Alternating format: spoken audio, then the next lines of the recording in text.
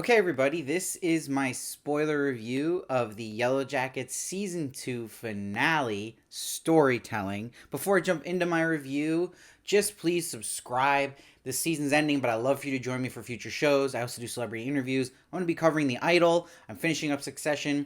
There's plenty of other shows in the summer I'm definitely going to cover, and movies. So please make sure to subscribe. It really helps me in so many ways, and I appreciate all of you, and I've enjoyed all of your comments. Now, I'm going to start with everything going on in the past with the finale, and then we'll finish up everything that goes on with the present. I just want to say off the bat that it's very frustrating that Ashley and Bart, two of the three showrunners that run this show, write the best episodes of the show. And they wrote 3 last season, including last season's finale. This year, they only wrote the premiere. I wonder why, but it's very annoying. I wish they could have just wrote a full story here for the finale, a full script. That would have been great, and it's very frustrating how they only did 1 episode. I want to get that off my chest because I kind of hate when that happens, when showrunners in a second season kind of disappear on us. Okay, so with the past, it starts with Zombie, a huge popular song from the 90s. A great song. It works here. I like it. And they come back to see Travis after what's happened with Javi, and Nat just lies to his face and is like, it happened so fast, the wilderness chose. Doesn't really tell him what happened, and that she let him die. Now, Lottie asks Missy, why was Travis screaming? And she informs Lottie we're gonna eat Javi. And Lottie's like, I never wanted this, how can you let them? And Misty's like, you started this and it's gonna save all our lives, so better not start making people feel bad about it now. So it's really showing a lot of Misty's true colors here, and how chaotic she can be in her decision making. And I'm happy Misty did say something, though, because it's like, I had a little bit of a problem this season where Lottie, in the season finale in the past timeline, was like real full on, like, let the darkness in. And then this season, they've made her like motherly to everybody, but almost too kind in the past, where it was like, wait, yeah, Lottie would be down with this, so why is she saying, I don't want any of this ever to happen? So I'm happy Misty kind of called her out that she was the one who really started this. But Misty straight up lies to the group and is like, Lottie is pleased with the wilderness choice, and that Javi will save us. So she knows if it comes from Lottie, everyone listens. But it did frustrate me that Travis really had no resistance to Shauna coming over and taking his brother to be eaten that fast. I'm sorry, it's still his brother. I don't care how hungry he is. We got to get a little bit of something showing him, like, don't do this. This is his brother. Now, Nat, with her talk to Ben, when he shows up, reveals that she feels awful about what she did to Javi and sees herself as a bad person now.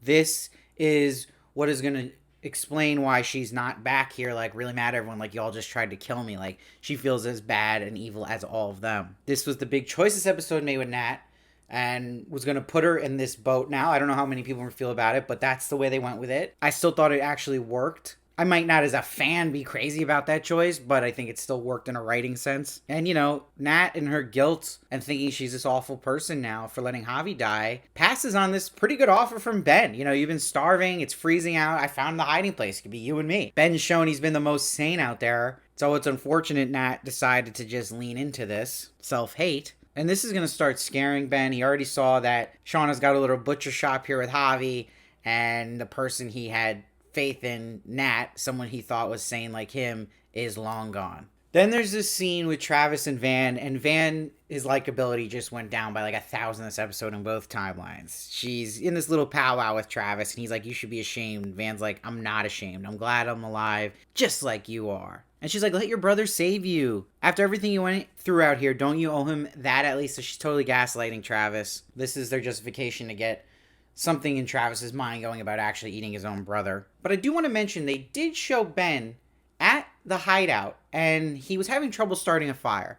Then we saw him come back. He's going to get firewood and matches that he found. Now, we can assume, yes, that he did burn down the cabin, but to people who have theories that he didn't, that kind of backs him up a bit. Maybe he was literally just going to get matches to start a fire, and it's a misdirect, and they're all going to think he did it. I don't know. Who knows? There's no 100% confirmation on that. I still think he did it, but you don't 100% know. So Travis eats his own brother's heart. Then they all go to town on Javi. Not gonna lie, Javi looks pretty good. Lottie having doubts, though, and she's like, I thought it wanted what's best for us, now not so sure. And Misty's like, your team needs you, eat. You know, Misty's not having any of this now, no backtracking. Now, I did think it was a little silly when they're eating, and one of the girls is like, hey, Van, can you tell us the story? Like, that was just, okay. What is she, Mother Goose now? But you see Van's stories. The wilderness was lonely, violent, and misunderstood. One day the wilderness built a house. It waited. Summers came, winter came. This is when Lottie interrupts her in the story. I was getting into that story too. But it's showing you her thoughts on the wilderness and this like meaning behind it again, and them destined to be there in that house waiting for them, and it being misunderstood, lonely, violent. This theme going on this episode again about it just being hungry, that it's not evil per se, like Lottie says to Nat in her death vision, and she says that's like what they all are. But Lottie's like, I never wanted to be in charge. You chose me because I'm the only one who knew how to listen. Maybe it wants a leader who can help us survive for the rest of the time we are out here. This now makes sense why we saw in present day when they said that Nat is the reason they survived out there. That was a nice twist, because I don't think anyone really thought that would be the way Nat did it. And Lottie's like, the wilderness chose who fed us. It already chose who should lead us. Now, when she says this, Misty getting up, I thought was hysterical. Like it was her. And she says it's Nat. And she's like, it tried to kill you and it wouldn't let us. And she bows to Nat. It's a pass of the baton here. Really shows that Nat seems like is going to be, at least temporarily, an antler queen. And that it will eventually probably go back to Lottie. And then Ben seeing all this happen is like, what the hell? And it's interesting that Ben had said in a previous episode recently to Natalie, like, saying that she might be jealous of Lottie. Maybe there was just, like, a tiny subconscious bit there in that. But man, speaking of jealousy, Shauna's jealousy, my God. Again, just adding to how unlikable Shauna can be as a character in both timelines. And she's writing in her journal, how could it not have been me? I used to think it was Jackie who made me feel invisible. It's like, oh my God, Shauna, so petty. Now we think Ben burnt this shed down, and it makes sense because we saw in that future winter timeline, they're not in a shed, they're sitting in the cold, so we were eventually going to lose the shed or cabin. And there's this big pullout with the camera, and it's playing Killing Moon, a great song, but this is the first out of two moments I felt like the editors and the people who chose the music were taken a little bit from 1899 Netflix, which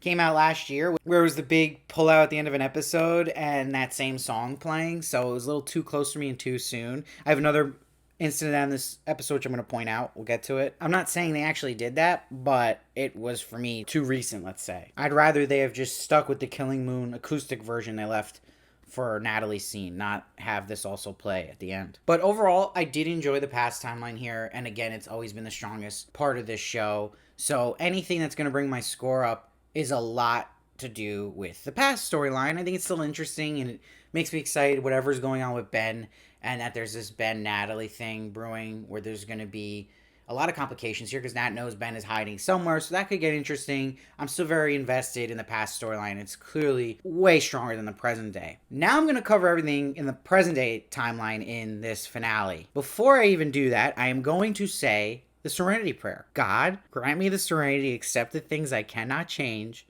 courage to change the things I can, and the wisdom to know the difference. Okay. So Lottie is about to do the roulette drink, just jumping into it, and Shauna's like, no, she's got to buy time by suggesting they do it the old way. And Van starts feeling bad because she's like, well, Lottie went through, what we all went through. But what was so odd about this is it's nighttime, you have all this tension built from last episode and the cliffhanger, but with this buying of time, I thought it was going to be like buying a couple hours.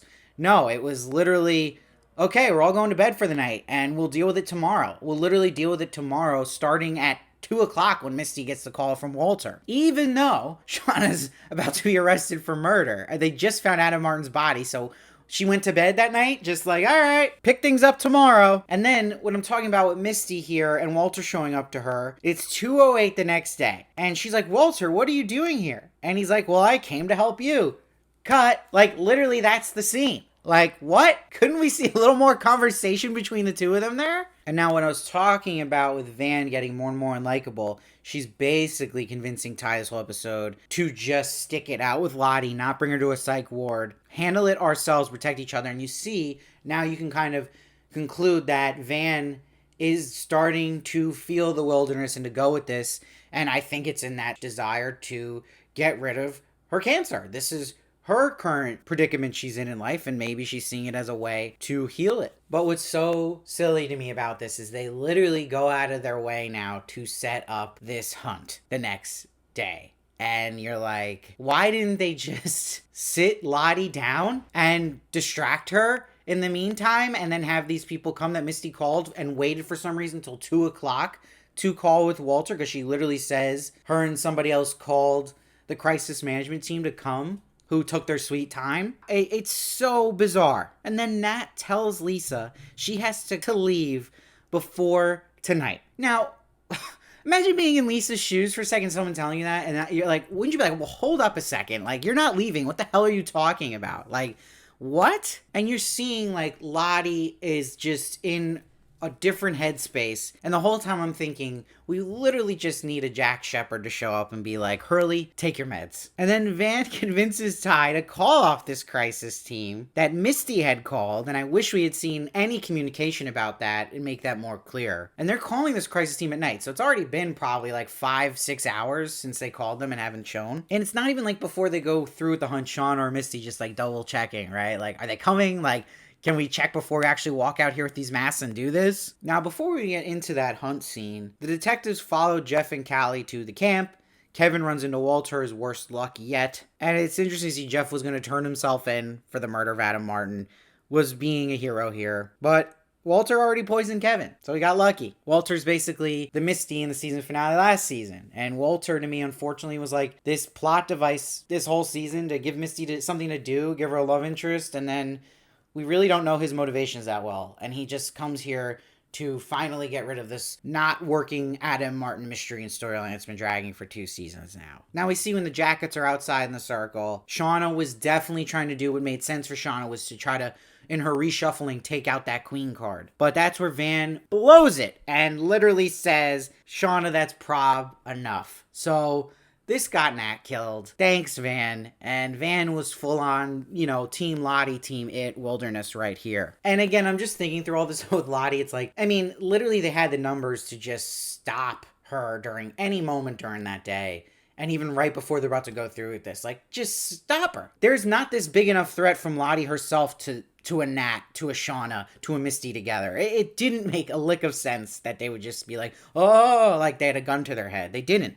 I mean, what is she going to do? What are Lottie and Van going to do? And then you see Shauna draws the queen. And at this moment, again, Misty and Nat at least could have just stopped this. And they don't. They just go with it. And, Ty could have, but you know what? Conveniently now, Ty's crazy Ty the minute this happens. Okay. It's like when the show uses the starving excuse, they're like, all right, now they're just making Ty crazy Ty when it totally fits when they need it to happen. And they just run after Shauna. It made sense for Lottie and Van. And Ty, sure, she's crazy Ty now, but Misty, Nat, why are they doing this? And even if it's to save face, why take it this far? Just stop. And then Walter, we go back to him. He blackmails Matt. I wish it was Matt who got killed here. I think everybody did not like Matt, and Kevin at least was likable. But they clearly killed Kevin because they didn't know what the hell they were going to do if they're killing Nat now with him. But Walter blackmails Matt, and he's pinning everything Adam and Jessica Roberts that happened with those murders on Kevin. He says, if you don't leave me alone, I'm going to pin it on you, Matt. But couldn't Matt just arrest Walter here? Like, this man has a gun at him. How is he that scared off by this blackmail with Walter? What exactly is the proof for him to be like, okay, Walter, this man I just met right now who just killed my partner, has a great story here that he's going to use on me. Oh my, it was just like, this is like soap opera daytime, all my children kind of writing. And then Callie shoots Lottie in the arm and is like, get away from my mom.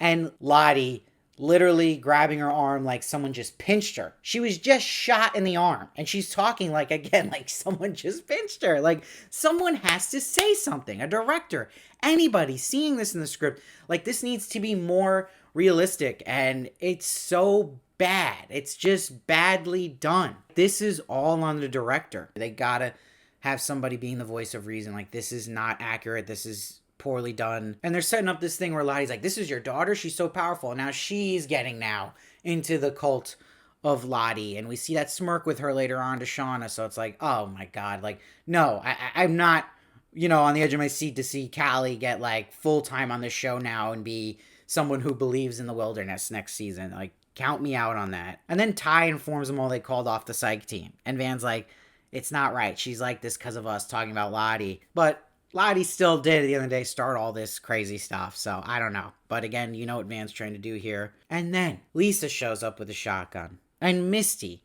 goes to poison Lisa. And we see through the flashbacks they're showing, which we could have probably already implied in our own brains, that Natalie is stepping in front to protect her because she wasn't going to let happen what happened to Javi again.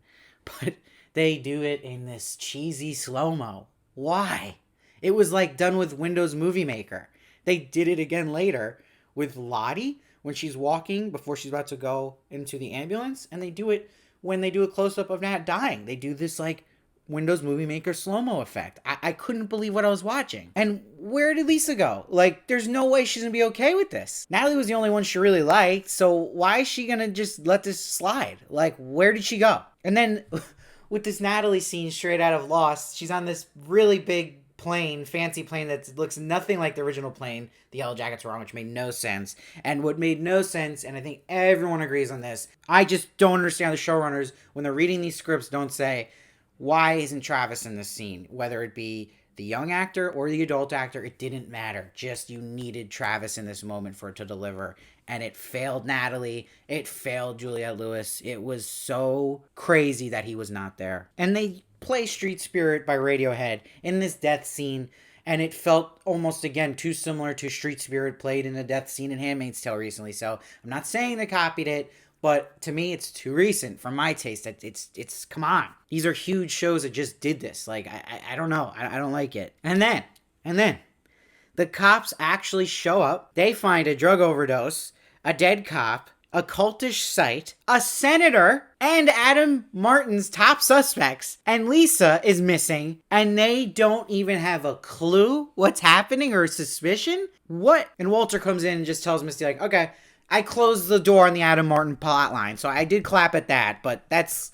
come on. And they all honestly could be put in that psych ward with Lottie after what they just did in the woods, so I don't know. They're just all throwing it on Lottie now. And then Lottie's like, we gave you what we wanted. It's pleased with us. You will see. And she says that looking at Van. So we know where this is going with Van. She's going to go into remission, and it's going to be a problem because she's going to say it was the wilderness. And I'm sorry. The present timeline for me, honestly, it was a 0. And I'm going to give my score a 5.5 just because of the past timeline, and that brings it up. But I've never had this experience watching a show where half a show I will officially say has jumped the shark. The present timeline jumped the shark in this show. I'm still interested in the past timeline, but I don't know how you come back from this in the present. This finale was a disaster in the present timeline. Now, I can say, though, that Fonzie was getting his water skis ready in episode 7 in the present timeline. That's when I started getting worried, and it delivered. He jumped this shark fully in the present-day timeline, so that's my opinion on it. It's unfortunate, but I thought it was just really bad. But I still am interested in the past, and I'll watch the past cut of season 3. That I'll be interested in. I like what's going on with Ben, but man, I don't know what the hell happened here. But this was frustrating and disappointing for a show that was really good, and I was praising in the first half of this season. And really, to me, after the episode with Shauna's baby, episode 6, they had sent those first episodes out to critics, but there's clear reason they cut off there, not confident in these final 3. And I could point out a bunch of things, right? Like, Sammy didn't come back. What happened with Simone? Thais is a senator. It doesn't feel like it. Where is Crystal's body? What's the deal with the cult symbol at the reservation in the present timeline? We don't know anything still about these purple people. We didn't meet really any of them or get to know any of them besides Lisa. And I still don't really know much of the point of that. And they said there was going to be Jason Ritter, Melanie Lynskey's husband in real life in this season. He's going to be in the Cabin Man story. I think was supposed to be an episode, and then it seems like we thought they were going to maybe sneak some of that into this episode. They didn't. Maybe there will be a bonus episode that appears with just that. Who knows?